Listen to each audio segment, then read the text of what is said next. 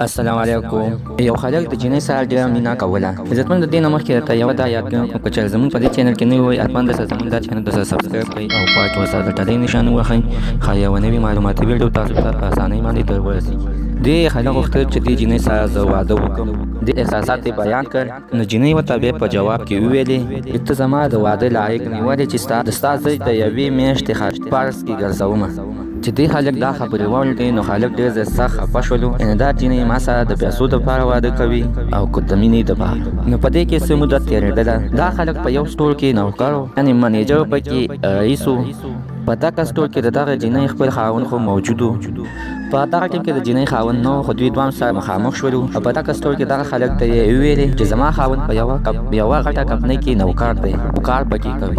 نو په دې کې د دې جنۍ خاوند مخامخ شولو او راغلو. یعنې دې جنۍ ورته د خپل د خاوند تعارف کولو چې زما خاوند په یوه کمپنۍ کې غټ منیجر دی. خو دې جنۍ ته دا پته نشته چې زما خاوند په دې سټور کې همدې منیجر سره دلته کې کار کوي. دې جنۍ دا فکر کوو یعنې دا دلته کې څه سودا دپاره راغلی دی، اوس به دا واپس ځي. ولې چې دغه خلک دغه سټور کې خپله منیجر و. د دې جنۍ خاوند به یې ورسره د دغه خلک د اړ لاندې کار کول. څه ټیم کې چې د جنۍ خاوند راغلی نو دې خلک ته د کتلو سره مخې سره یې ورته وویلې رئیس صاحب، منیجر صاحب دا زما ښځه ده، دا زه تاسو ته معرفي کوم. دغه د جنۍ خاوند چې دا خبره وکړه نو جنۍ ډېره زیاته سخته خیرانه شوه او په سترګو کې یې اوښکې راغلې. بیا دې جنۍ ډېر افسوس وکړو. نو دې خلک ورته بیا په جواب کې ویل موږ د وفا په تمه ژوند د ملنګۍ تېروو. کمعقل خلک دې پیغور د غریبۍ راکوي. عزتمنو زموږ مقصد دا ده چې هېڅ چا ته به سپک نه ګورئ.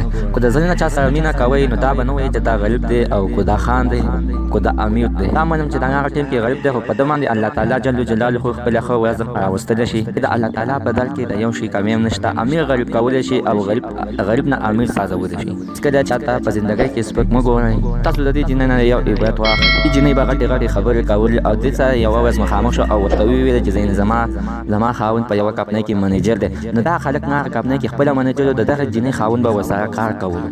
او اصل کې دا جنۍ چې دا نو د دې منیجر یې راوستې وه چې دا زما ښځه ده، خپله معرفي کولی و. تاسو خپله د دې نه غټ عبرت واخلئ. مه کو چې زموږ په دې چینل کې تاسو نوي وئ حتما د زموږ دا چینل د سبسکرایب کړئ او خوا کې ورسره د ټلۍ نښان ووهئ چې ښایي یوه نوې معلوماتي ویډیو تاسو ته په اسانۍ باندې در ورسېږي.